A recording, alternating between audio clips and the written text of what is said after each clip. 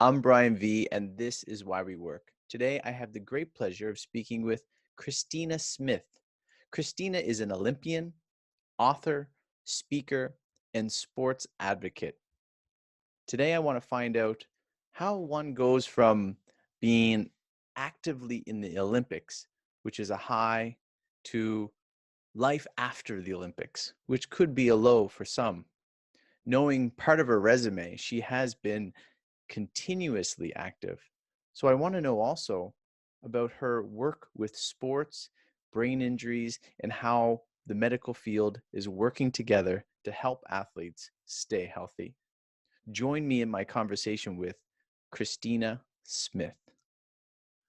I'm Brian V, and this is Why We Work. Today I have the great pleasure of speaking with Christina Smith. Good evening, young lady. Hello, Brian. Thank you so much for having me. Thank you. I No, don't know how to say "oh" is what I'm supposed to say, right? and Hello, say and you can give it another go. 안녕하세요. 안녕하세요. That works. That's right. I don't know Okay. how many viewers I have here in Korea. Hopefully, the whole bunch. I hope.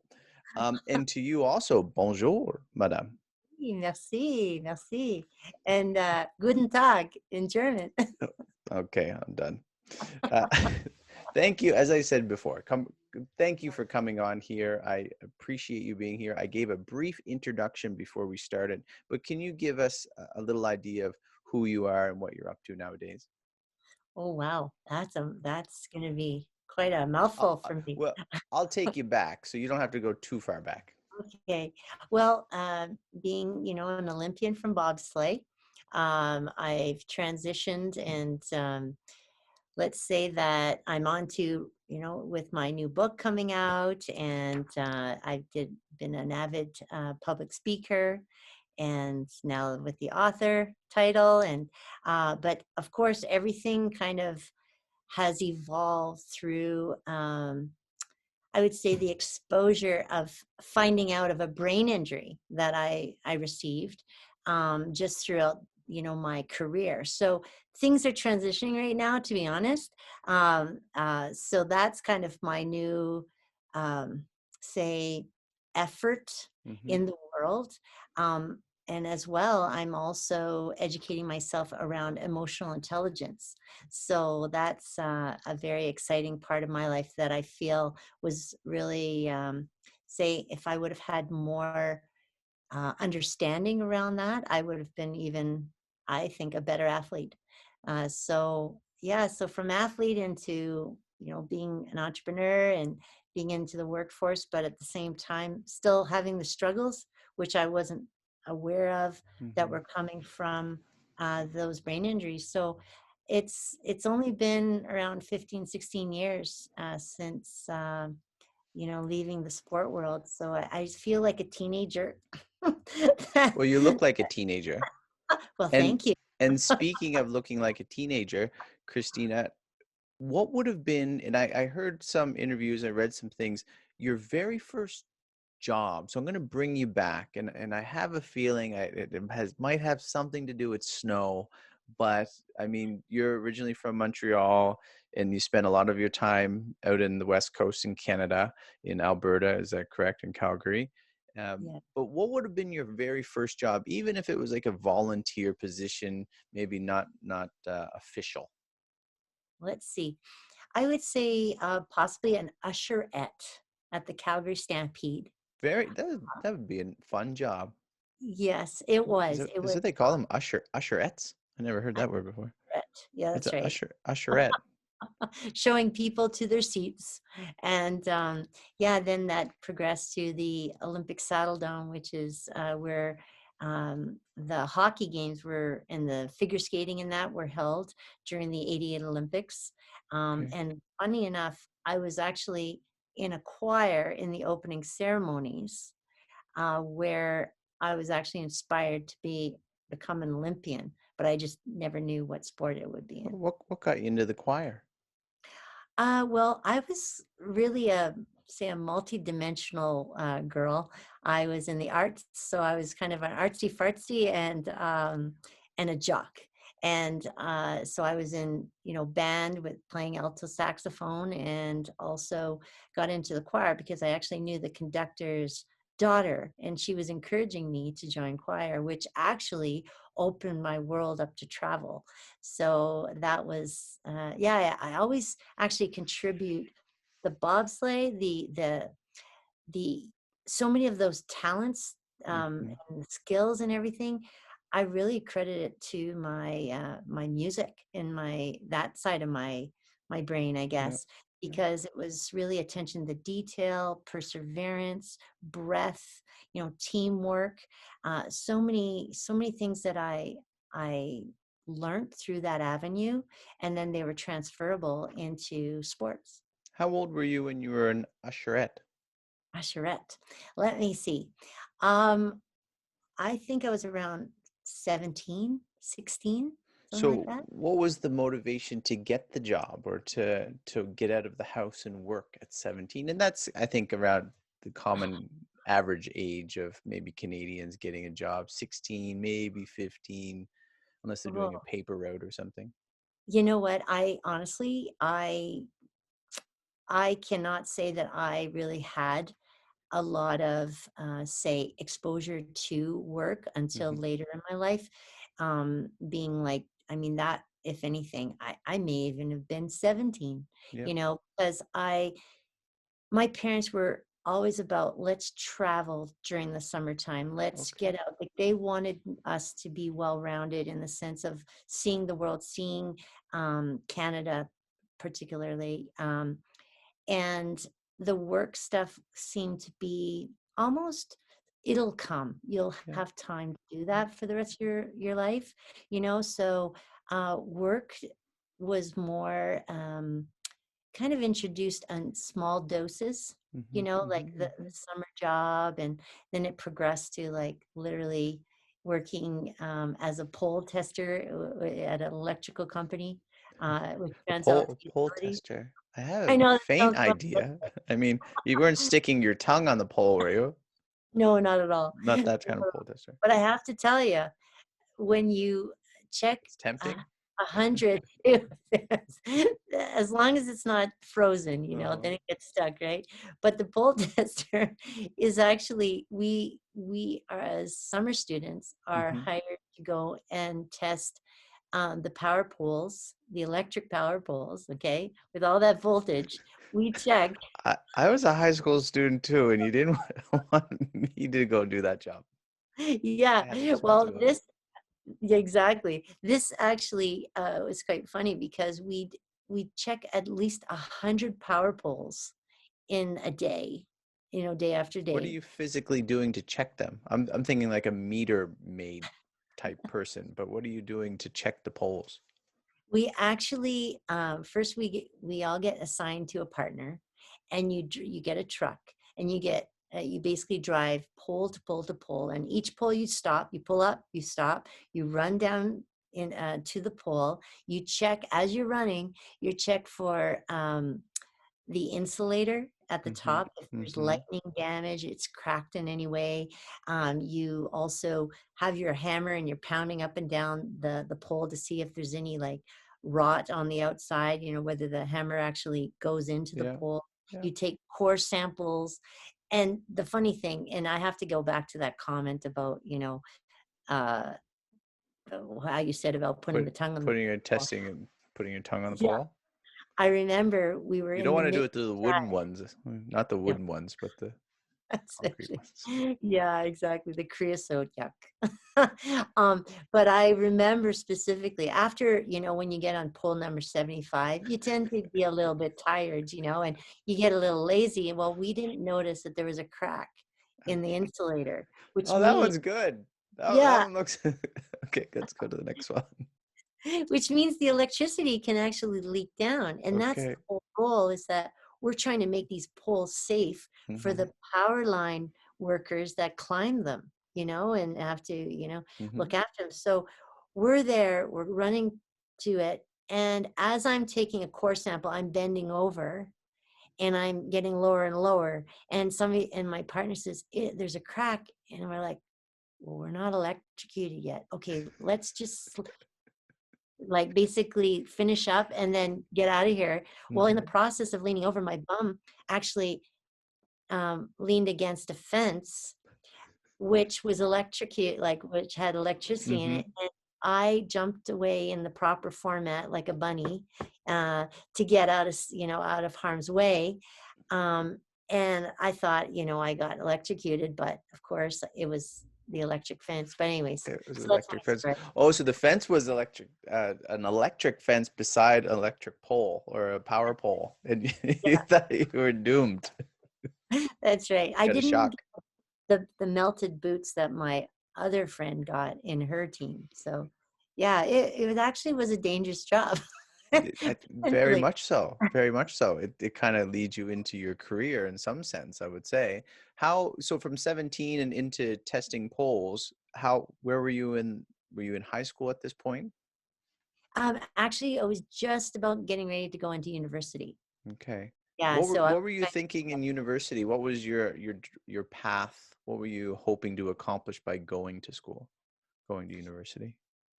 uh well, by going to school and then so basically the goal of getting educated, is that what you're saying? Yeah, yeah. And like, what was your thought process of what you were going to take and what did you hope to get out of this degree? Right. Well, for that, I always had a passion in anatomy. Hmm. So in, human anatomy, but also had a passion with horses and with animals. And I had an aunt and uncle that were both veterinarians. Mm. And I, being an athlete, but not that competitive athlete at the time, Yeah. I kind of wanted to see, how could I do something medical, but at the same time, my uncle's like, if you're going to do something, he goes, become an actual medical doctor. So I compromised and I kind of became an athletic therapist. So So I he had, deterred you away from being a veterinarian? yes, yes, Do yeah. you know why that was the case? He just said, "Oh man, you're gonna." He had crazy hours, being woken up in the middle of the night to go and address, a horse with colic or something or other. And I mean, or pregnancy, Mhm. it was, it, it just, he was just trying to help, get me into something he thought would be, Mhm. you're gonna get paid like, you know, a veterinarian, but your lifestyle will be way more structured or way more, Mhm. say, consistent potentially, and it was very hard on his body as well. Mhm. I mean, the procedures of preg checking, which is like checking, the horses to see if they're pregnant. They used to like put their I arm. saw that in Dirty Jobs with Mike It's Rowe. That's it's dirty, but it's the human nature, yeah. yeah. So it's, those little paths, and I remember doing the athletic therapy route, and I just remember that a lot of the athletes, there, I don't know, it was as if sometimes they were complainers. What was your sport in university? Was it Oh, skiing? actually, skiing was growing up, definitely since the age of 2, Mhm. and, and then multiple sports from Highland dancing to track and field, tennis, swimming, you name it, but it was interesting because the environment wasn't what I thought it would be as an athletic Mhm. therapist. So I made a decision, based on actually, a suggestion from my mom. She's like, "Do you know that they actually do technically athletic therapy, but for horses?" So here Mm. I am. The I'm horses getting, aren't going to complain. yeah, exactly. Or they talk to you in a different way, Mhm. and they'll kick or they'll bite if you do Mhm. something wrong or whatever. But if you approach them, with your intuition and your care, they're amazing creatures. Yeah. And having that marriage between wanting to be, considering being that vet, and Mhm. then also having the human anatomy or the anatomy of the animal and the desire to be a caregiver. It was also something that I appreciated, doing for people. Really married a lot of the roles right there. But I get it just honestly, I it, they say that people actually change their jobs or their occupations several times Mhm. in their life. And yeah, it's it was like a phase also I went through. So as you approached graduation, did you have a plan? Was there something that you, or was this part of the plan? This is what you were going to get into. Not at all. The plan was being an athletic therapist, so a sport therapist. Hmm. And then upon graduation, I was like, do I really want to be in this environment? Because I just felt it was very political, actually. Hmm. And I don't do well in that environment. I Yeah. felt like I really just, I wanted to do what I wanted, to do with whether it's, the athletes, to help them and to not, um, to just have a really, I love my autonomy. I love my Hmm. freedom as Hmm. well. And so, yeah, something just kind of s- deterred me and then with the opening of, the suggestion of being an equine therapist, Okay. that just, brought me on a new path. And from there, it opened up travel as well overseas, Mhm. to doing equine therapy there. But that was also the marriage between the same times when I was introduced to bobsleigh. So to this point, you've graduated Hmm. and you're looking for a career, and then bobsleigh came. And for Canada, it did not exist. I mean, for the sport, it did not exist for women in bobsleigh. Is that not correct? That's right. Yes, I was one of the pioneers. Yes. So as you were introduced to it, you accepted the challenge. Yeah. My my my curiosity comes in. Do you recall your first time down? I don't care if the person's a woman or a man. I mean, that is, my daughter asked me the other day. I said I was going to interview you.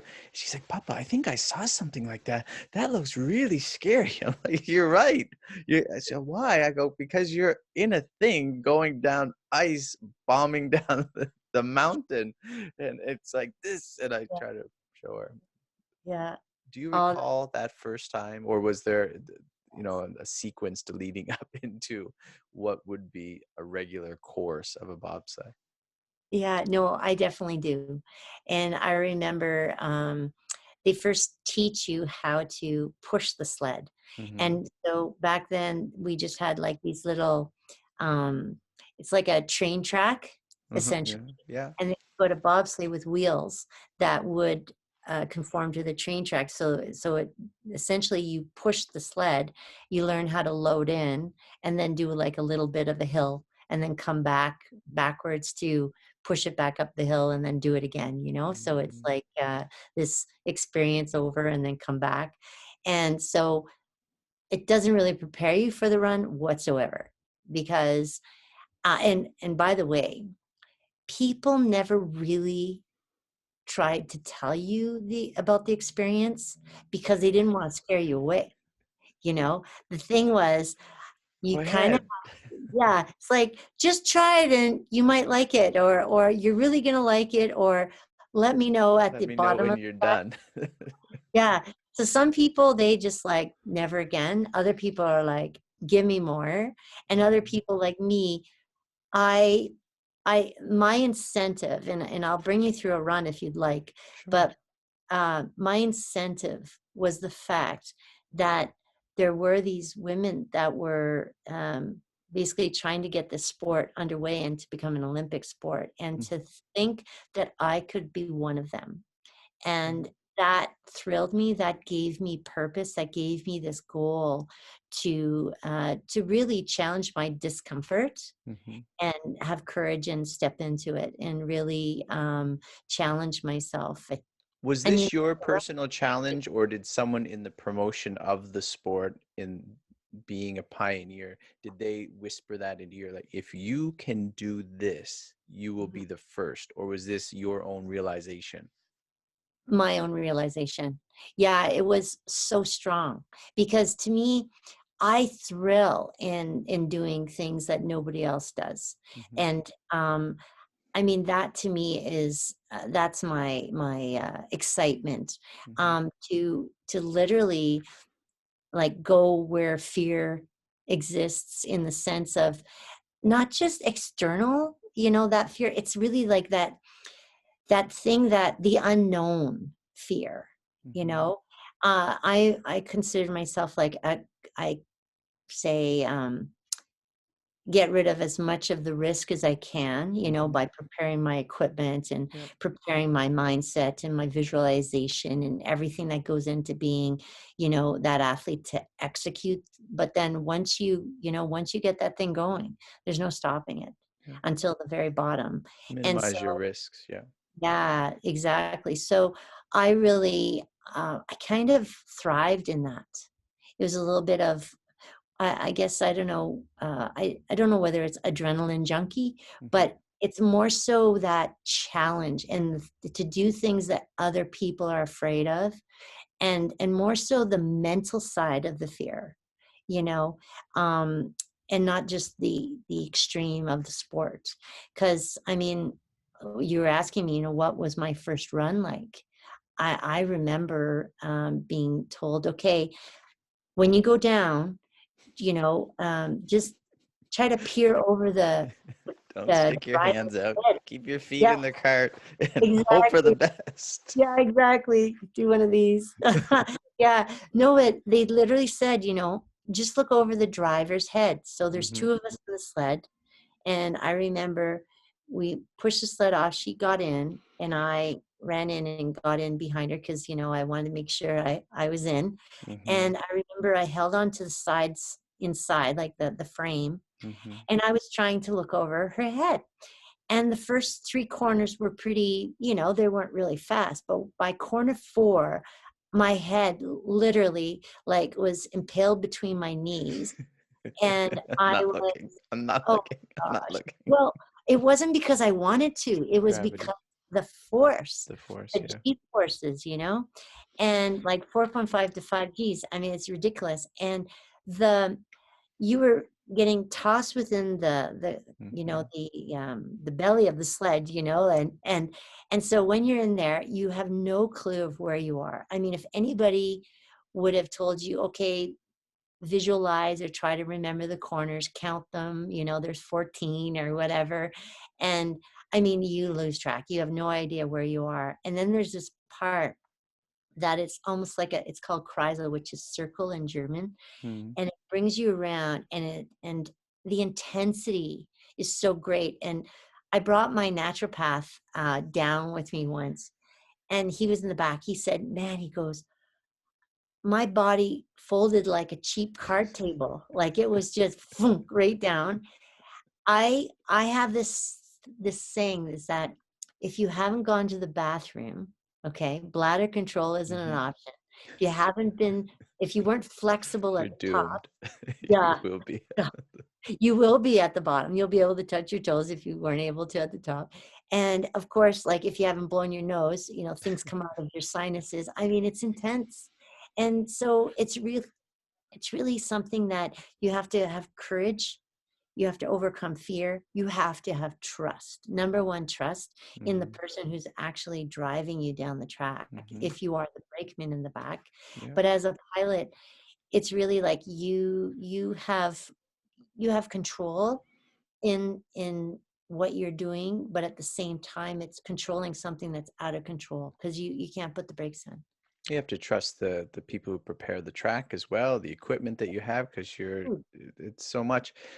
I don't absolutely. know the people who are listening if you ever watched a bobsled competition, but as I think about it, as you're speaking, I love Yep. the Olympics.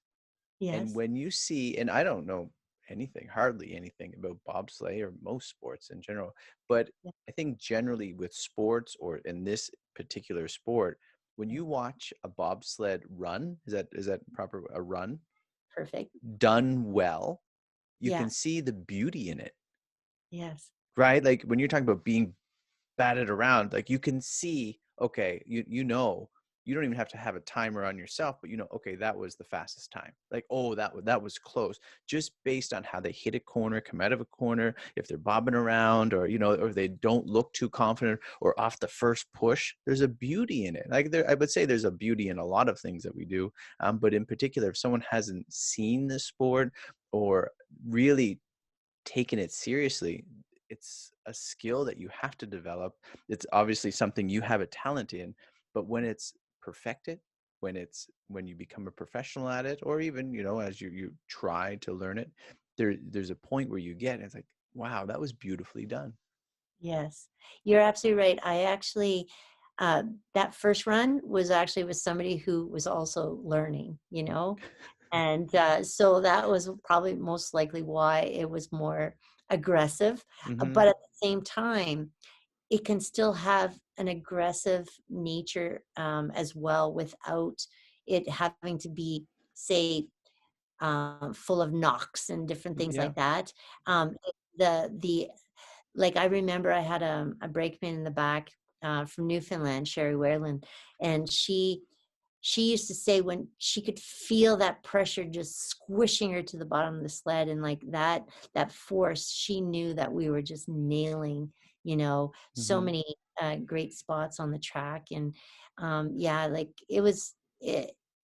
No word of a lie, like it is an aggressive sport. Like Yeah. there are people that go down just for a tourist run, and I'm actually also a massage therapist, and I've had to deal with them after, and they're like, I would have never known Yeah. that my neck could hurt this bad, Yeah. stuff like Absolutely. that. So of course there's ways that protect yourself, shrug your shoulders, and there's different things, or do neck exercises and strengthening. And I mean, there's so many different things, but there is still that hardcore sport component. So, Christina, were you doing stuff on the side? Were you working something unrelated while you were preparing for the Olympics? Was there some other sort of work you were doing to make ends meet, or did you have sponsors? How did that work? How did your life kind of balance out with being an Olympian? Well, with the pioneering part, the 8 years prior to being, officially an Olympic sport, which Hmm. was like October 2nd of 1999 specifically. Um, I used to do equine therapy back in Canada once I returned from being overseas, because I lived overseas for a couple of years doing it there as well as doing bobsleigh. But when I returned home, I hooked up with the chuck wagon circuit. So they were through. Are you familiar with chuck In wagons? Calgary, during the Stampede, is that what I'm thinking? And there's several other stampedes or other rodeos that are Hmm. going on, and they have chuck wagon races on a circuit throughout the provinces. So it's absolutely amazing community. So you And were connected with it, or you were racing as well? this was my off-season job, Hmm. so I was doing equine therapy Oh, for uh, the horses, yeah, yeah. as well as massage therapy on the outriders and the drivers and their staff and their So crew and you didn't fall on the side of, um, I don't know, the other side of the coin saying we should never use horses in sports. You were fine with it. You were just there to take care of them. How did that work for you?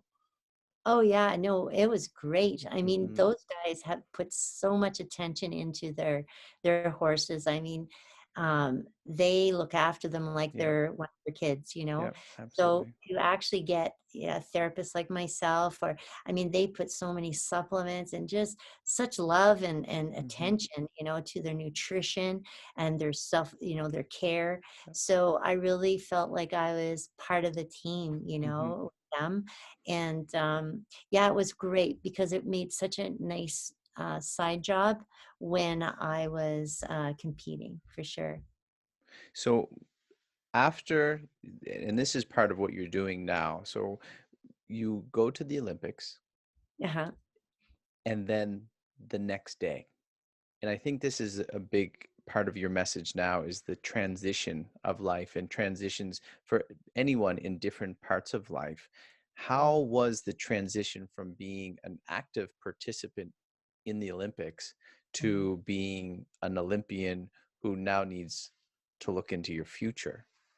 Right. Yeah, that's a very good question because I just had such passion to give back into community.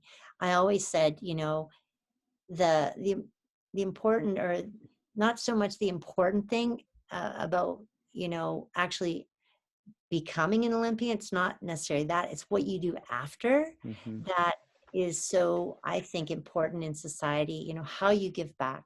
And I recognize that I was being approached by a lot of foundations to come and be on boards, to be keynote speaker at events, and it was something that I really loved about that transition piece out of sport, because it really fulfilled me.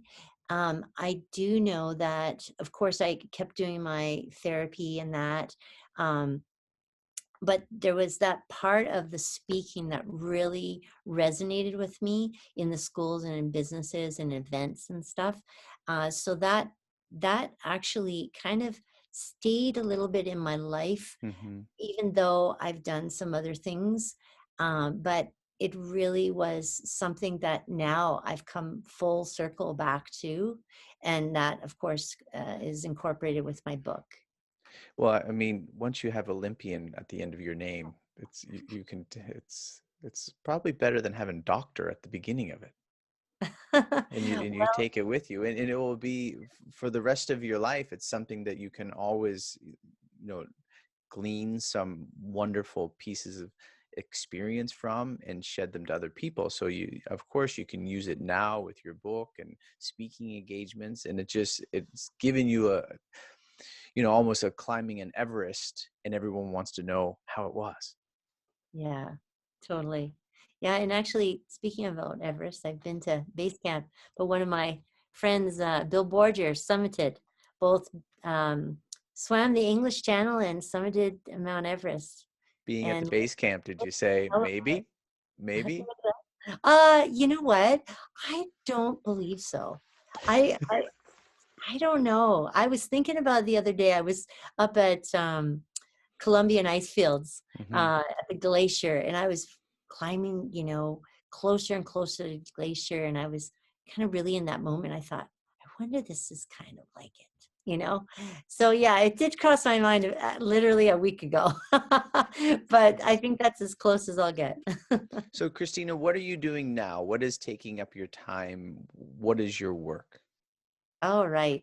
Well, I still have my massage therapy that I have clients that will not let me give up Yeah. uh, using these hands. Yeah. So it's something. Is this hard on you physically as well, though, after, a few years? Is this tough? I mean, that's what you hear about massage therapists in general, that Yeah. their longevity is not that long, and things start to cramp up for you as well. Is it tough? Do you know what? Because I had such a good foundation in physical fitness and strength training, I really think that that has Yeah. created a longevity for me, Yeah. because it's super physical, of course, the job. And I never really looked at this as a job. I looked at this as my hobby. Hmm. And believe it or not, and it's really kept me in that mind space of knowing that there were other things that I always wanted to embrace, and that, again, like I was saying, things within that were community focused and very philanthropic, but at the same time around educating people and using my experiences, and again, I refer back to this book. um, Everything that I thought could be a lesson to others was really what I tried to portray within the book. It was Yeah. like, this is how I did it. It may not be what may work for you, but guess what? Maybe you may consider it, or you don't know what you don't know kind of approach. And so this phase of my life is really, like I was mentioning, it's come full circle to really bring these talents and these desires and dreams that I've wanted to do to fruition. But never, ever, ever did I think it would come in the, say, gift wrapping that it has come. And it's purely, like I had mentioned at the very beginning, it's really about my journey around the mental health and the brain injuries and So that. yeah, your book Empowered. How Mhm. was it when you first put your pen? I spoke to a few authors, and just Yeah. the idea of first putting, the pen to the paper or the fingers to the keyboard. d- Yeah. That must have been a thrilling adventure too, just like going down a bobsled run for the first time of like, I'm going to write a book, and here I go. That's interesting because, people get this thing called writer's block, Mm-hmm.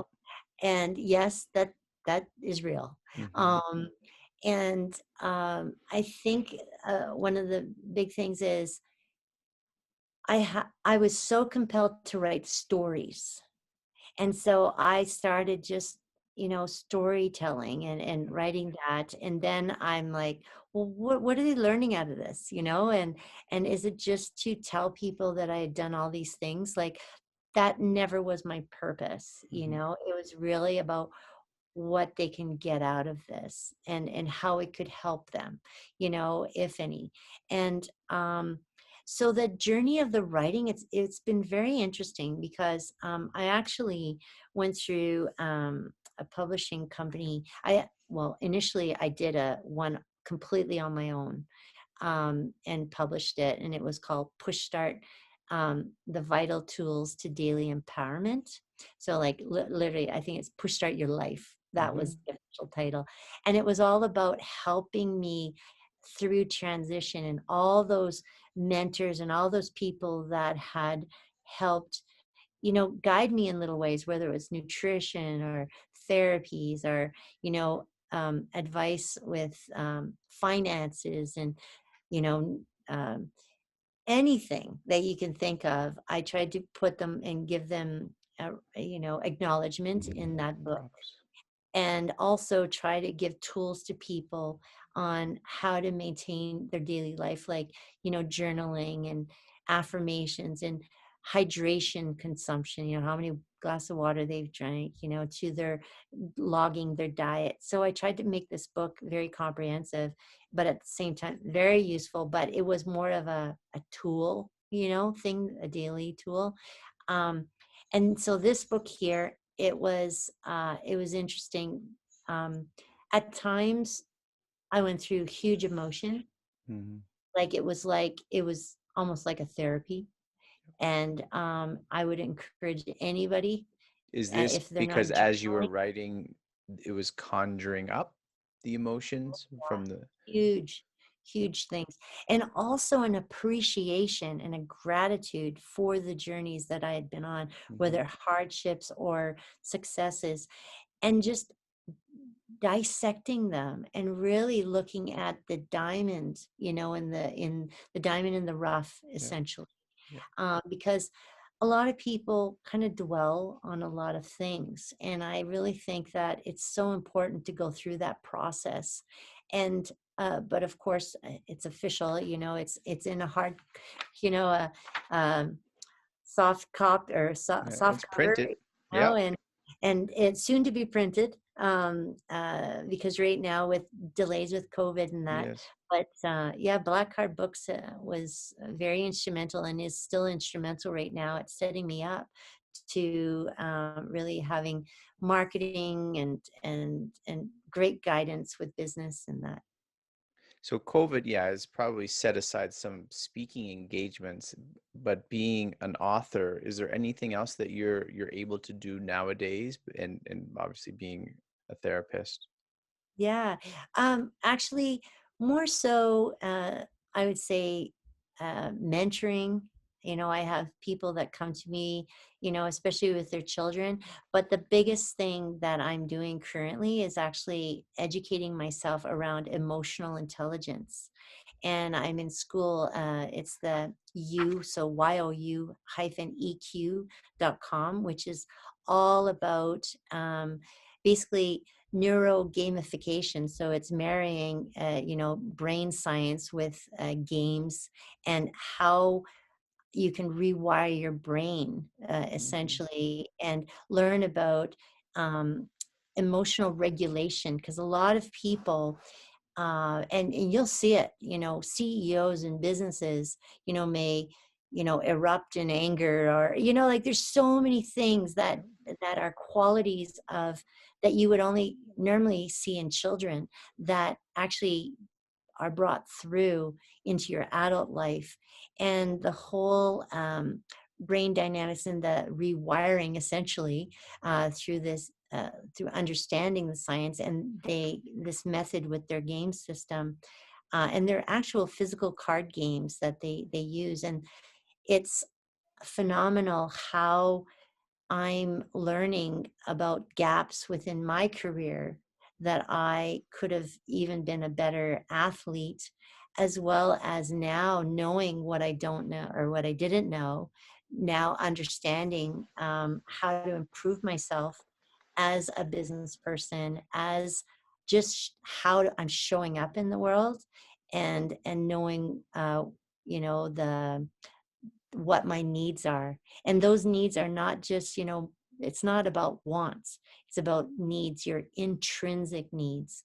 And that's really what drives you, and what really Christina needs. And, I'm sure your needs may be completely different, but some people, they're chasing the wrong thing. And when you find that line, and that space within yourself, that you're really true to yourself, that's essentially, being you.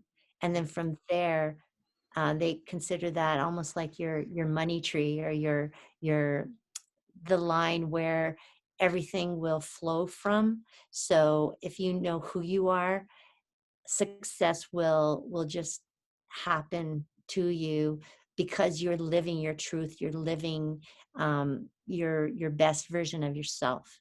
And so yeah, so in this interim, through COVID, tons of learning, tons of preparation around becoming actually a consultant, potentially a coach as well. I'm right now I'm coaching people, like just kind of friends, Mhm. and testing my skills out, and very open to receiving anyone that's Mhm. out there listening. Clients, They yes. want to, yeah, if they want to, learn through my journey, that it's really actually where I'm taking the book, because I believe that, there's next steps. And to me, if that could be something that I could open up to other people, and to bring them along on my journey through emotional intelligence, and help them through, what may be blind spots in their life, that would really thrill me. So again, it's all about purpose, and it's all about, making the world a better place. And Ed Kang is our CEO, and he's all about making, a big difference in the world. And sometimes it happens one person at a time, but change will occur, and it's teaching the world to be more empathetic is really the goal. It is a great goal. And I'll have a question for you in a bit about your overall goal. But I can't get the thought out of my mind when you mention U-EQ, or the idea of remapping our brains Yeah, from whether injury or life experience. And I think of you testing the poles.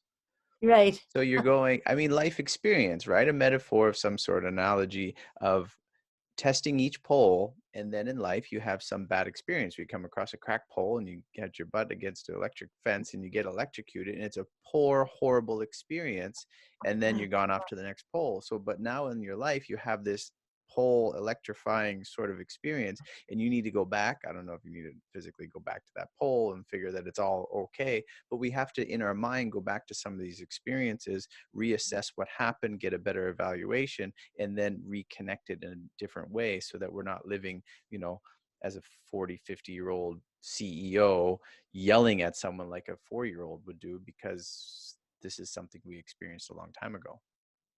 Very true. And it's interesting because you're talking about going back, and like when I think with going back in my career, and when how you were saying, what did you do in the sense that transition, and part of the struggle was actually 9 years after retiring was when I discovered, I was at a brain injury event as an Olympian there to support the event.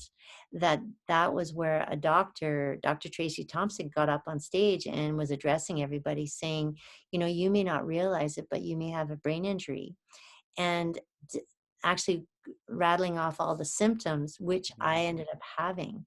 And so that in itself was my insulator crack, per Yeah. se, Yeah. that really derailed me, but also gave me clarity to see that, wow, like all those symptoms now, uh, pertaining to the areas of my brain that were affected, that were damaged, gave me clarity. Then I was able to basically rewire, literally through technology that they have, at a place called Myosymmetries, where a Dr. Stuart Donaldson, the late, unfortunately, he's passed since April 4th of this year, but his legacy continues, rewiring brains that he's been able to find out through technology that does a brain map. And Mm-hmm. so, but the key is that, the revisiting of, when did this start, and going back in time. And that's actually, again, the process of writing this book, is learning from our past and Mm-hmm. learning where we may have derailed ourselves, or where, little cracks within ourselves. Experiences, yeah, that led to Exactly. cracks in our mind. Yeah. Exactly. So it's phenomenal. And as well, the neural gamification, with UEQ, it does rewire the brain, which is also very essential, in that regard, for people that have had brain trauma, and also emotional trauma. Christina, thinking whether now having a better and a more fuller understanding of yourself, Mhm. and being able to appreciate the difficulties in the transition that you went through, what is still something difficult that you have to deal with? Or it could be just, scheduling with what you're doing, Mm. the COVID keeping you maybe away from animals more so than normal, I'm not sure. But what is something difficult about your work? Hmm. Difficult. I would say, like, I'm a pleaser. I'm somebody that, it's like, it doesn't matter what time, if somebody needs me and, they call me up and they need a treatment, I'll like go, because I'm always Your like, uncle, wasn't it? He warned you. I know. Isn't that funny? I like became what he told me I shouldn't, but now instead of for horses, or animals, it's for people. Hmm. And it just shows me that, people, they, no matter how much money a person has, or how much, you know things they have in their life, and whatever it is, bodies need attention, and bodies, like, we have to look after ourselves, number one. And I really feel that the challenges are to find that balance of, always putting myself actually first, which I have a friend, her nickname's Knuckles, and she said, from bobsleigh, and she said, selfish, or self first, isn't selfish. Hmm. And I actually True. think that very often, because, of course, if we break down, we're unable to then, help others. It's like a mom. They're always, putting their kids first, or their husbands first. And, or maybe there's a Mr. Moms out there that do the same thing, but the opposite with their wives, but it's so important that anybody that is in a role, whether it's, caregiver or whatever, uh, being putting yourself and your health and wellness first is so important. And mind the mental side of things, mental health is that to me is so key. And of course more key than ever just because of having gone through that journey. Yep. And I think that daily exercise is so important, and to make that time, so I don't know if that answered your question Yeah, about. the difficulty. Yeah, the difficulty of keeping up. And I wonder, because you're an Olympian, and Yes, so I am not, most people are not, and they understand they have to take care of themselves. yes. And so you have that, I got to take care of myself. But do you have an extra pressure to take care of yourself? Because I mean, you're like, it's like asking a fish, what does it feel like to be wet? You don't know real, but I guess you do, because prior to being an athlete, you Yeah. kept, but then you were younger. So, we tend to take care of ourselves when we're younger, generally speaking. But What are do you you trying feel like, uh-oh, I need to go out and I have an Olympic ring. I can represent my country and I better not eat donuts today. Like, do you Yeah. have that? You know what? I actually am very conscious. I'm conscious of maintaining my physique, Hmm. maintaining I feel it's a part of, say, the obligation, Hmm. and again, not all Olympians feel this way, but Yeah. I feel that I stepped into this world, Yeah. and I knew that I was becoming a role model. With it comes a And responsibility. They don't want to yeah, see you 20 years down the road, just dragging yourself down the road. Like, yeah. is And it you know what? irresponsible? Yeah, like this, I think it's a gift that I've been given to have that extra bit of pressure. Hmm. But the thing is, I could easily turn it off if I want to. But I really think that it's almost, I actually look at this as, if you have a pain and it keeps you, from doing things, or from wakes you up at night. But if you exercise and that pain goes away, okay, because often it does, and Hmm. people need to test it. No, no, And Christina, people need to take more medicine and get rid no, of no, the no. pain. Come Yeah. on. That's what they need to take, isn't it? No, not at all. Not at Oh, all. I'm still in the no non-invasive, non-drug mentality. a lot of people do though. I got a sore knee. Yeah, I need I I need a know. medication for that, but that now I need another medication for the medication that I was just taking. Not Oh, and knocking people that have to take medication for certain reasons, but some people overdo it. yeah. So I'm always trying to say is that, like, if there's the pain, and if you realize and give it a chance to actually go away with movement, whether even if it's stretching every day, Mm-hmm. even if it's breath work, which everyone should be doing daily, you know, when you notice that it goes away, that is like that little, niggly little You thing could that. probably speak to this. I found this, maybe it's because we're getting, well, I'm getting older, you're not getting older, but the idea that if you're going to exercise, Yeah, you can get, I mean, I get a really bad pain, right? Like wherever it is, different times. I just knee pains, like back pains, neck pains. But if you exercise, not just generally, if you continue for 5-10 minutes, yeah. it kind of works itself out many times. That's just me, but and it's like a real. That's a good excuse to go sit on the couch. Like, this knee really hurts right now, but 5 more minutes, and it just, the kinks get out. And I think more people should. Does that happen with you, or is that just me?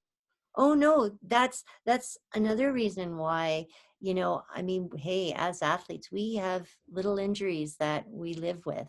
Yeah. And that's kind of a bit of you know, a sore spot for me, literally. That I really think that there should be also a phase of when athletes leave, that they get, in a sense, maintained, or throughout their latter years of their life, to make sure that we're not sending them out into society broken, you Mm-hmm. know, Mm-hmm. because, I mean, you've given your heart and soul and time, energy, money, everything to, doing your sport, and people have invested in you. And I think that there should be, even a sponsor that steps up and says, I'm going to look after the alumni, Yeah. and I think it could be really, that pain could also be considered your training partner, you Hmm. know, like, okay, I know you're there. Yes, I'll get up and I'll get myself, my running shoes on to go for that jog or whatever. And so, yoga, I mean, I just think that any type of exercise, as motion is lotion, is really what I say, Hmm. and movement is medicine. That should be your medicine. A lot of university, when you say this, I'm thinking universities, because you have a lot of athletes, especially Canada, where we're not given big scholarships, or, we have student loans at the end of school. Not the world as our oyster, but a lot of athletes they risk their lives. They're risking a lot of limbs. Yeah. And at the end of it, they're not, they don't become famous athletes. They don't get big deals. They don't get sponsorship. They go get a job. They go get work, but they had injuries all through the way. So what you're saying with getting some places to sponsor, schools to sponsor, I think would be a valid point and a good idea. Yeah. Yeah, 'Cause- I think there's tons of alumni out there yeah. that, are definitely broken. And I really think that there's an ambassadorship as well that could sustain itself beyond sports, I actually did my thesis basically on legacy, but living legacy, which were Olympians after they had retired from being an active athlete. And they too, the survey that I sent out, they felt that they, had got this respect from people in the community, and people looked up to them, and various things. So it's like, why throw away that, number one? And as well, um, facilities, have access for alumni in facilities like, gyms and things. And a lot of our, memberships and that, all that stuff gets, cut off, once you retire. And I really think that the living legacy of Olympians and of all sports that have, gone to World Cups, World Championships, the, the big league, Yeah. that those athletes continue to have value, and they have the ability to be part of society in a very integral way, whether it's to advocate sport, to advocate good ventures, and certain nonprofits that are trying to make a difference in the community. There's a lot of, I believe, value left, or return on investment, Yeah. you know, Yeah, a left lot on of the table. potential for people to get, as you're doing, get involved with your community, and that with alumni or people who have given a lot, and live with some of the bumps and bruises. Is there a skill, Christina, along the way, that whether in sport or in your speaking, your coaching, and even writing the book, that you've had to develop, which a listener may hear, oh, okay, maybe that's something, because you're talking about doing continual education now, lifelong learning, but a skill that you had to hone along the way and maybe you're still working on now? Interesting. I would say really brain, Yeah. my mind, being able to regulate emotions, being able to um, stay focused, to be able to look at, look at a task, whether it's something that is uncomfortable, something that there's a lot of things that make people anxious, you know um, and they hold back from really living um, big, Yeah. and living within the capacity of what they are capable of doing, just because of fear. And I really believe that mindset is a huge component of success for myself. So Has is this why you're going to start your own podcast and not be fearful? correct, correct. Yes, thank you. Touche. Right? Right? You're Step going to into push. courage. Step So into fear. step into the fear, minimize risks and step into the fear. That's right. That's why, isn't this my coaching course with you today? How am Right? I doing? You're doing well. I So just need a nice fancy microphone like you have. I bought it used. There's my Oh, secret. I good bought it for you. used. Yeah, I have no shame. Oh, I- yeah. Is there something about you that you would like people to understand in what you're trying to accomplish? I mean, you've been on your own Mount Everest. For some, most will never be an Olympian. So whether you actually climb Mount Everest or not, you have climbed your own. You've transitioned into what you're doing now, which probably went down to a valley, but you have a passion for what you're doing, so you're on your own other mountain peak. Is there Mhm. something you'd like people to understand what you're trying to accomplish in the work that you do each day so Yeah. they can get a better perspective of you? Okay. Um, well, one thing I will clarify, everyone gets fixated on the peak, Yeah. Yeah. and there's so much danger on the descent, you Mm-hmm. know? And and that's where you don't want to lose your focus or your attention, and losing of, the details on the way down, because you won't make it. And that's, I think, is part of not, in a sense, letting your guard down, in a sense of like making sure you're paying attention to everything. um and But at the same time, being vulnerable, and being, real with yourself, and that we all go through emotions. I mean, the biggest thing is to, being able to feel a safe space to share what's going on. We experience, within a day, on average, 300 emotions, but our limited vocabulary only keeps us to maybe 10 to 12 that we use. So anyways, I just wanted to kind of clarify Yep. with that statement. But can you just refresh again that final thing about how you actually, let me tell you, you said what to leave with people, right? How I How would you like people to understand? What would they maybe not understand about you now, but what would you like them to understand about the work that you're accomplishing wherever you are on the plane? Yes, thank you. And thank you for this opportunity, because not only with my book, um, that's soon to be released, I do have a website that people can go to. Oh, I'm not ready Um, for plugging yet. I'm not. I have oh, lots of questions oh, for you. oh, No, great. you pull back the reins there, young Okay. lady.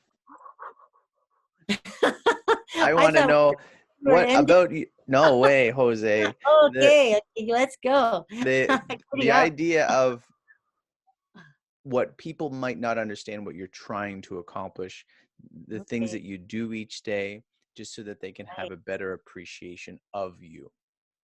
Mm. Well, I, I don't know whether it's evident, but I really seek to be the best that I can be. So that furthering my education, I think everybody could further their education.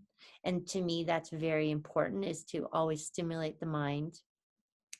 I want to pursue my triggers. And triggers are things that may take you off of your game, you Hmm. know, of being grounded. Yeah. And that's something that I'm learning through the emotional intelligence, and that should be, pursued at every moment that you experience one. So that might be something people may not know about me or think about. Um, as well as getting involved with the concussion Yeah. mission that I'm on through sports, and really being a big advocate to. I'd really love if we had a bigger community involved in this initiative. So I've spoken on that, around, having sports, and just being a big advocate of sports, but at the same time, you know, finding solutions Do you think to. we are coming up with solutions? Is sports, how do you see them intersecting sports and injuries? Are we kind of working together and trying to help along the way? I mean, seemingly you hear football or other sorts of sports, they're trying to bring up protocols, but how do you find we're doing with this advancement? Mm.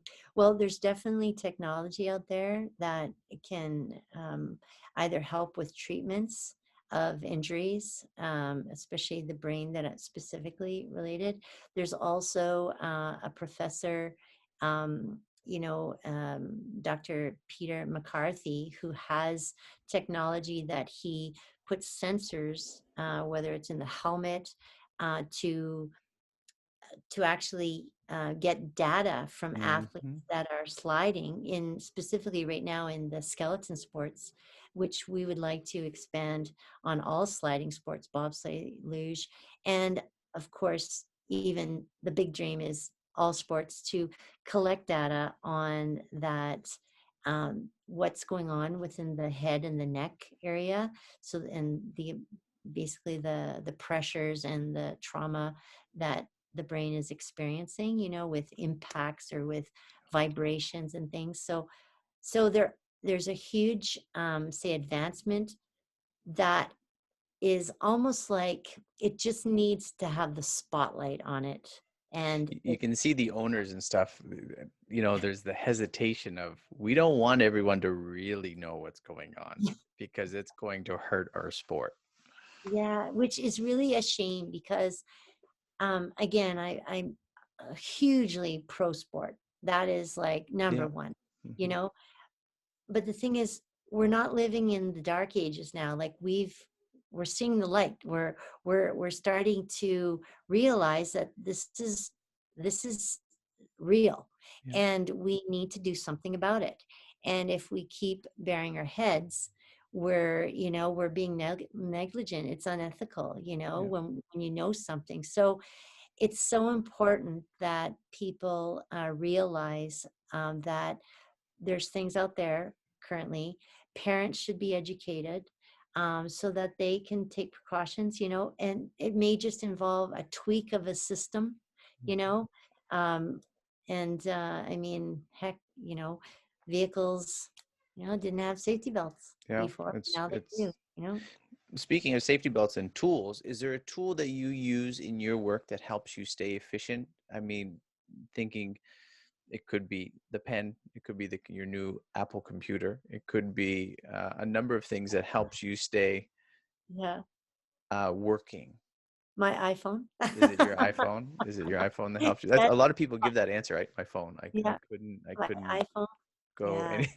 My laptop, absolutely. Like I feel I have the ultimate freedom of, of being able to move and go anywhere to do work.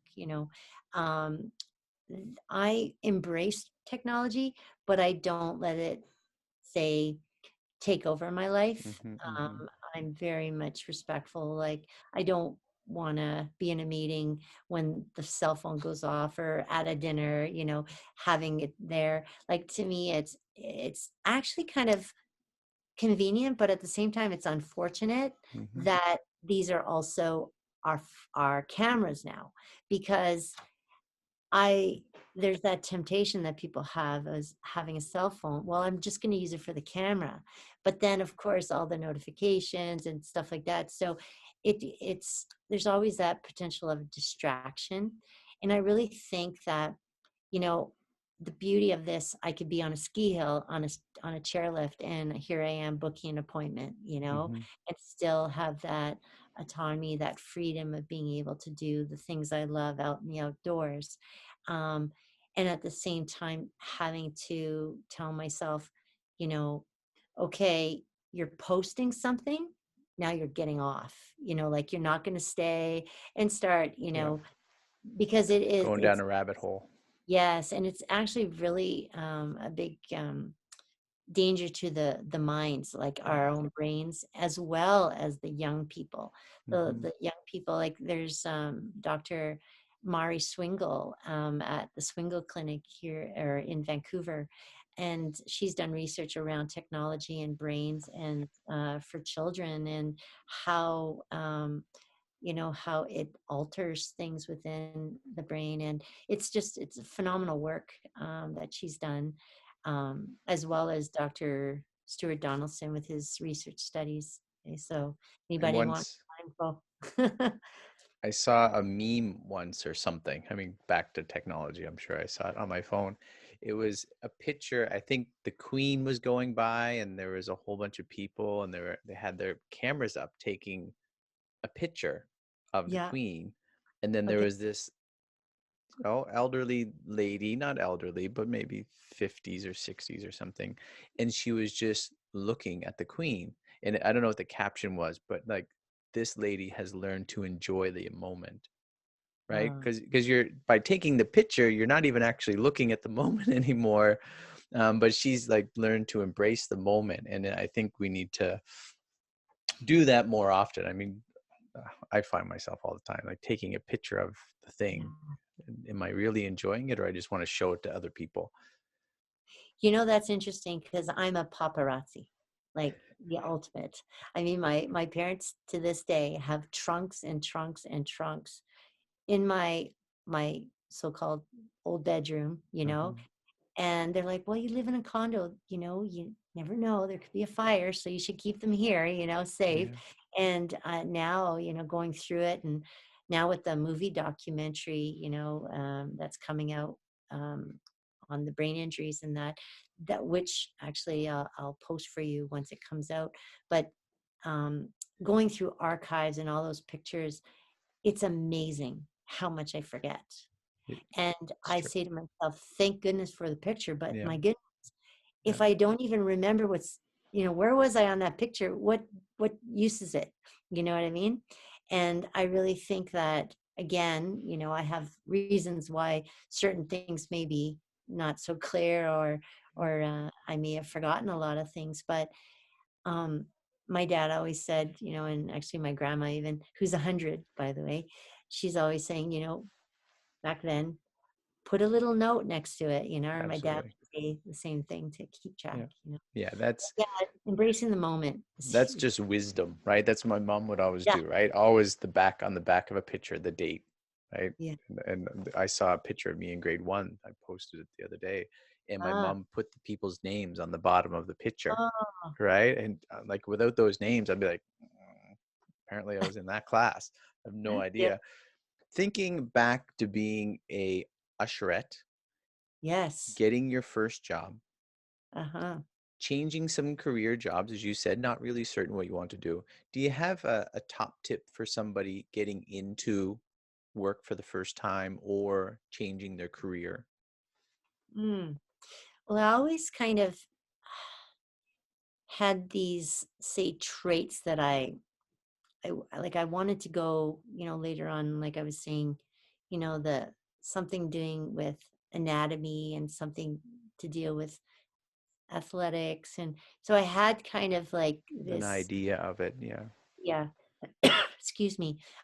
It's not COVID, promise. I And know. We do that at our home. We hope no one hears like yeah, it's COVID.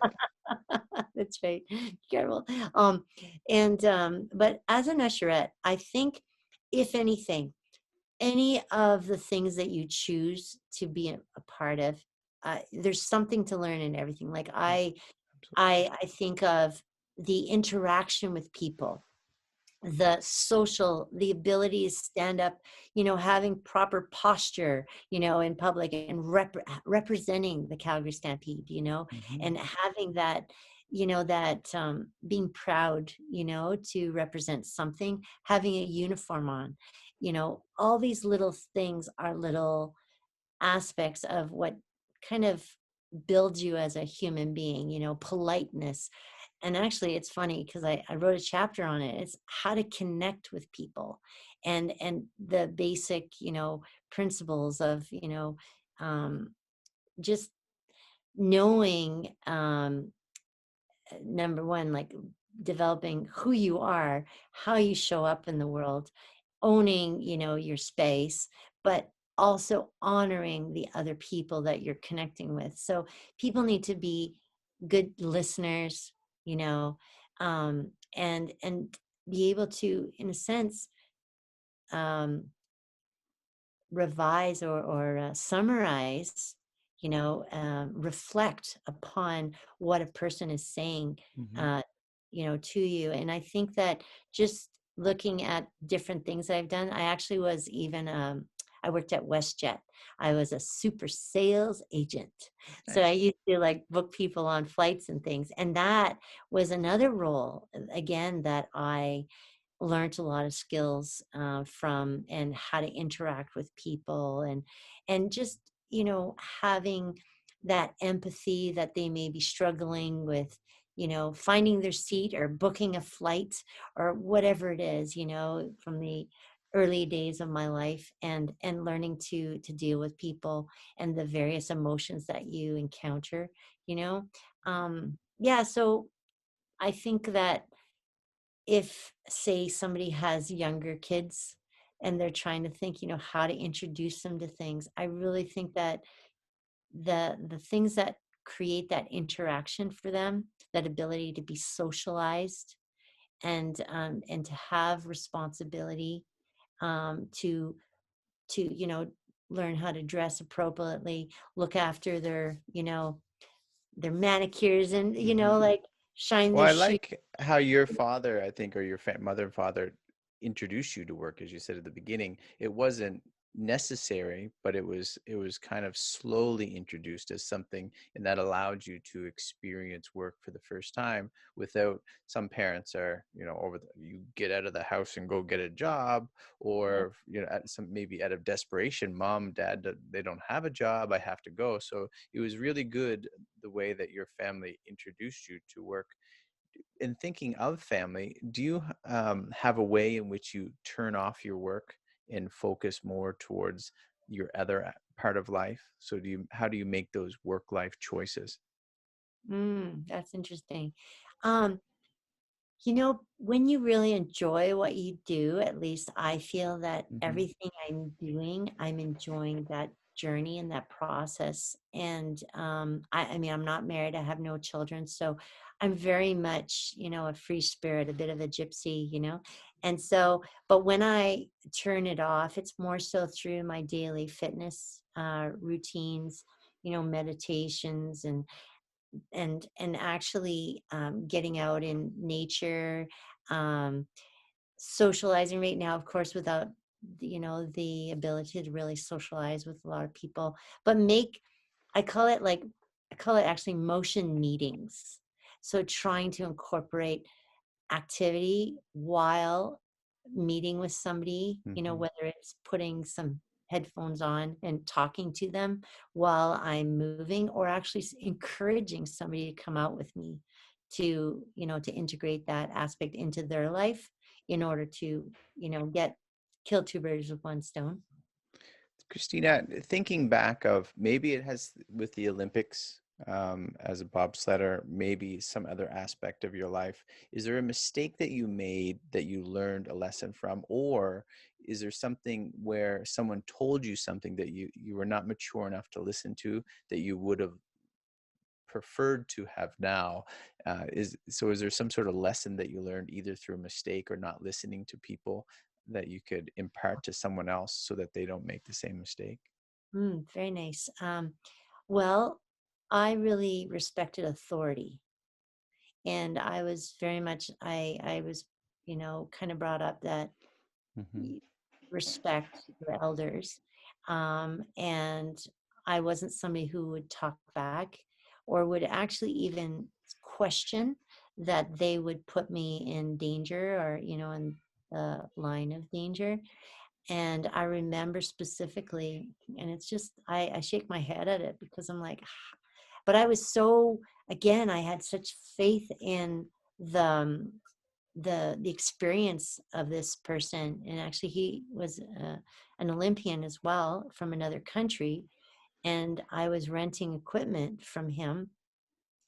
And I had a brakeman, which is my partner. Hmm. And I remember the what he said was, oh well, like we have these things called runners, which are like skates, but they're not sharp, they're rounded and highly polished. And these runners get bolted onto the sled, so that, I mean, there's four of them, and there's two in the front and two in the back, and the ones in the front move. Anyway, so I recall him saying, "Oh well, this one doesn't really. like it takes a smaller bolt to get this one to fit, because sometimes they're shaped differently. So Hmm. one sled would be a little bit off to, a pair of runners that were made. But the thing is, it was really off. So he technically needed like half the size of a bolt Hmm. to like connect it. And anyways, it was just, I look back again, it's like how silly, how wrong was that? But I again didn't question, and my brakeman actually was like, well, that's not safe, like, and the thing is, I'm like, well, he said it was, so we got to go. So he was saying this is normal, but it wasn't that normal, and you were Oh, trusting him. completely. And Okay. so basically the moral of the story Yeah. is, we actually crashed that run. And I remember, I think the bolt had come off or something, but it was like, I can't believe, Hmm. I subjected not only my partner who Yeah. trusts me, Yeah. but I subject myself. Plus, I didn't question authority for safety. Yeah. So and I actually wrote about it in the book as well, because that was such a key component of growing up and of learning to, question authority, Yeah. especially question any elements of safety. Yeah. So that was something that I would say I learned from, and I'm forever apologetic to my poor brakeman, because I could Well, have, it's good protected. to question authority. We just need to learn to do it in a respectful manner, I think is the Absolutely. point, right? Like it's not as some snot-nosed little kid doing it. It is someone who's mature and has a question, has an issue with a certain thing. And then that authority may even in turn appreciate the way in which, the issue was brought up. And That, it's also, yeah, sorry. well, Okay. just that they would appreciate that this younger mature person is coming up and bringing up an issue. It's not a question of the authority, it's a question of the situation. Yeah. And also the fact that I was brought up that it's not just authority, it's your elders, Hmm. you Hmm. know? And so you can have an authority that's younger than you, Yes. as well. So I just, you're absolutely right. It's about the approach, but it's also having the confidence to stand true in making sure that, Any like, people situation, call yeah. it a gut. If it doesn't feel right, it probably isn't right. Speaking of And standing true, Christina, the idea of character, I don't know, in sport or just in your career, where do you place character in your experience and where you see it in other people? yeah, no, I think it's very important. The character is, I mean, we all have different ones, which makes the world a beautiful place, because it's like all the different cultures out there and languages. Character puts color into the world. Hmm. A character that is coachable Yeah. versus, non-coachable. That to Hmm. me really says a lot, because you can still have conviction, you can still have, an opinion, but please be open Yeah. to possibility.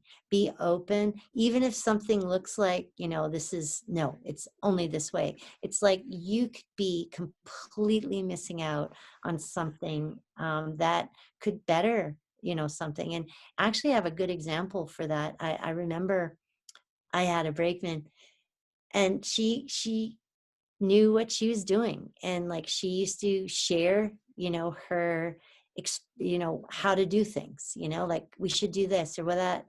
And even though I had a way, or I knew of the way that she was expressing to me, and she was younger than me, but still I still listened, and I didn't cut her off and say, yeah, I know that, like, Mm. because I thought to myself, once you cut somebody off from them sharing what they think a certain thing should be like, or whatever, you know, you actually may be sacrificing learning something new.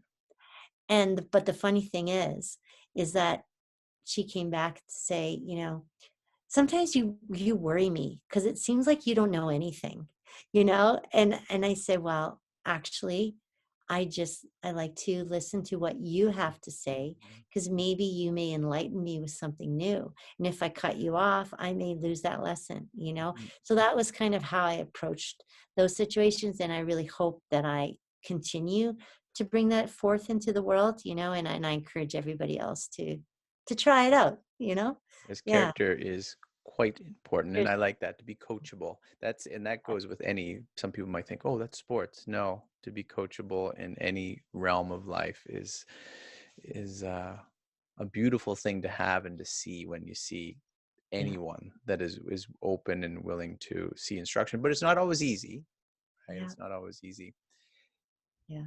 I mentioned this earlier that I was going to ask you, do you have an overarching goal or some specific goals that you would like to share?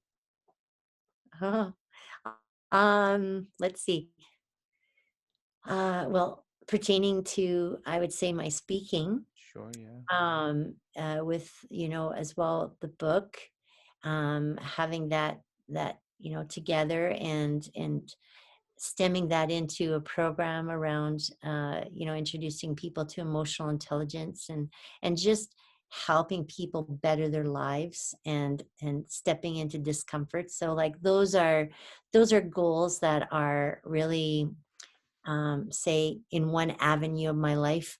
Another avenue is, um, being an ambassador around, advocating for, increasing emotional intelligence in the world, Mhm. and a lot of potential collaborations with this line of work, and studies that I'm doing, because it's really lacking in the business world and in the school system.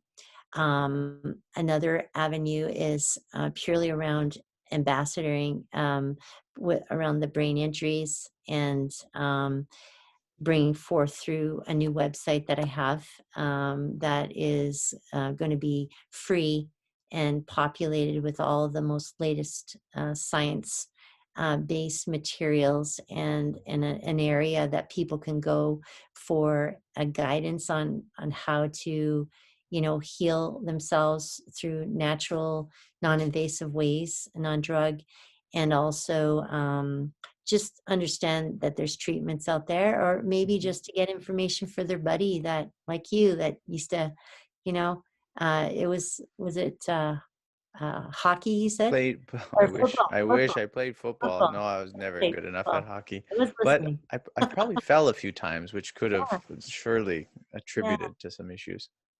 So yeah, so it just seems like the platform is really around wellness, Mm. um, around, um, developing the brain, around, just, you know, bringing forth things that people don't know what they don't know, kind of thing.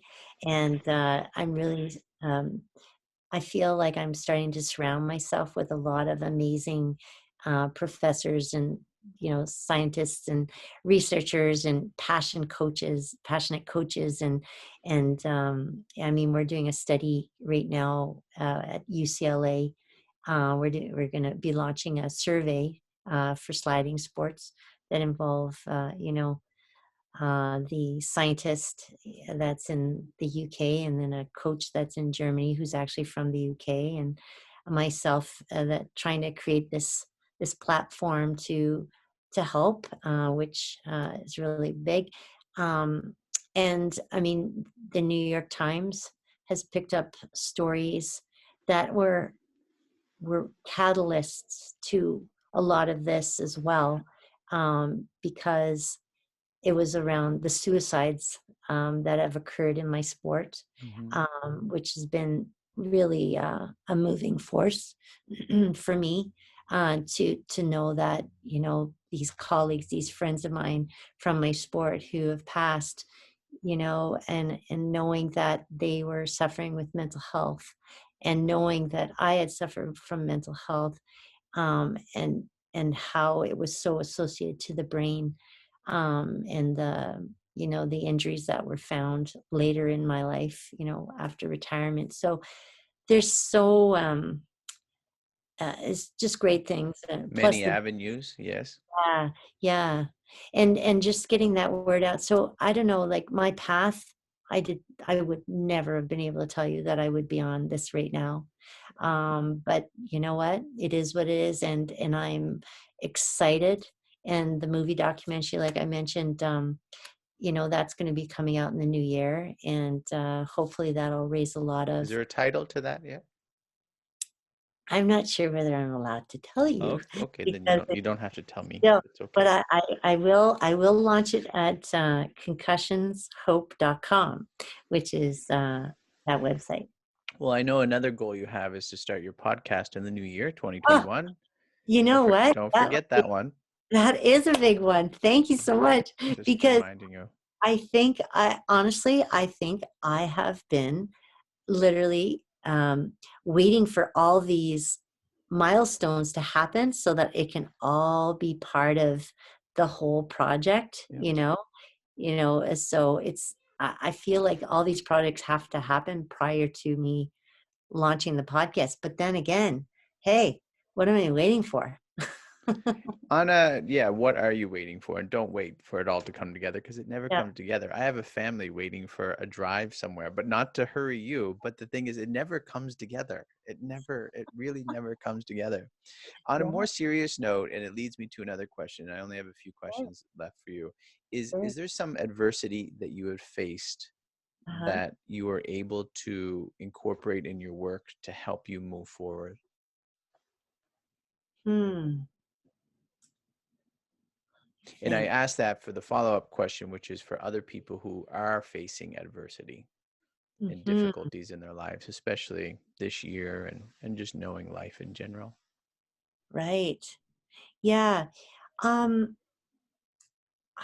that's a tough one. Thank you for challenging me right now. My brain's definitely firing.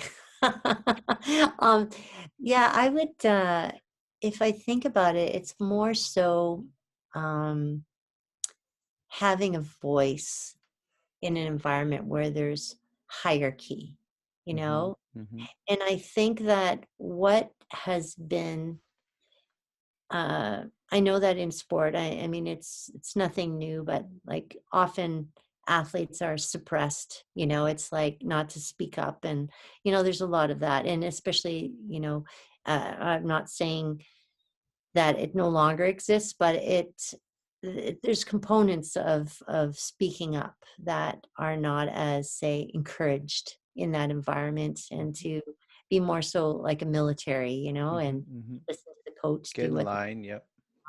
and I think that the finding my voice has really been something that I have been working on, and to know not to be afraid to speak up. And but the thing is that, and we kind of talked about it a little bit, is that it's really about approach. It's about having to process things, and being able to feel that you can be vulnerable, because Mm-hmm. it's actually natural, it's human to show emotion of any sort, but there's also the ability to regulate that, and to know when's a good time, and also the approach of conflict, or of having some things that are challenging, and knowing how to work through those challenges. And again, that comes with emotional intelligence. So there's I would say, honestly, master, or get a book, get online, come and hang out with UEQ community, Mm-hmm. and that will change your life, So yeah, because thinking of that into an encouragement to people who are yeah, facing adversity, what would you say to them? yeah, that in order to overcome anything, you have to learn how to address it, within the emotions of yourself, how to not be triggered by certain things and derailing yourself from being able to address that in a calm, in a level-headed manner. Do you see where I'm going with that? Yeah, So like, absolutely. yeah, it's so powerful, and that's why you know it's such a, I find a blessing to have been introduced to this kind of this science, like because a lot of times you wonder that, God, that person really is composed, and they don't flinch when they go through, adversity, Mhm. trauma, obstacles, whatever it is, and that, I think, is a real, um, say, a skill that needs to be perfected. But the skill has to be broken down. So, dealing with a lot of past traumas and dealing with just like little things that come up and knowing how to address them, as well as just having that desire to better yourself. I think it's super important. Well, Christina, I think what you're doing is super important. And how could people contact you and reach you? You mentioned a couple of websites, but you can mention them again Yeah. of ways that people can connect. Sure. So I have an author, christinasmith.com website. So my name is on the book. You can see it right up there. So the spelling, and then also the concussionshope.com website is another one that you can reach me at as well. And those two will be fantastic. I also give like little perks. So if you sign up, you might get like a copy or a little sneak peek into my book as well. And if you can either request it, or it may just come to you depending on how far along in my development of my website. But it will be there. So keep in touch for sure. I also have to commend you on your humility. I'm the one that I think found you on LinkedIn. I was like looking for different categories of people. So it wasn't like you were saying, "Hey, can I be on your podcast?" And not only that, I reached out to you, and then we kind of set up a meeting, and you were so kind and considerate and gracious. And even now, we were setting up for now. You're, oh no, it's okay. So I just, anyone listening, I want them to know that you're as kind as you seem behind the camera as well. So I appreciate the work that you're doing. But I do have one final question for you, Christina, It's very kind. Thank you. and that is, why do you work? Um, well, the first thing that came to mind was to make a difference. Um, Really, if there's no purpose, if there's nothing that contributes to society that really is making a difference other than putting money in my pocket, like, to me, that doesn't drive me. That I really, I I get joy in having something to do that is a great, has a bigger purpose than just, working for the weekend. To me, a Saturday, a Monday could be a Saturday, or a Saturday could be a Monday. Mhm. Like every day could be a work day, or it could be a play day, depending on whatever. But it's really like, I think that I've just really enjoyed my journey of work, and everything that I have chosen in my life has really been enjoyable, because I'm either learning something from it, I'm contributing to society through it, I'm helping people in multiple ways. I'm just, there's always that, that growing component. So I'm getting something from it, but I'm also giving. So it's a win-win in so much, and it's been inspiring for me. I do want to tell people that you have to be happy inside first and foremost. And if people are doing things in life to find that happiness, it's actually not really the right way around it. You have to Mhm. find that happiness within you. And then, in all you know, the things that we're going to do to have the things that we have in our lives, and the possessions and all those things, those are just, bonuses, I guess. But really, it's about finding happiness within. So I think once you, really hone in to that for yourself, everything you choose, you can find find happiness in it, or you should. And if not, get out of it, and make sure that you're doing something that you enjoy, but ultimately it starts with you being happy.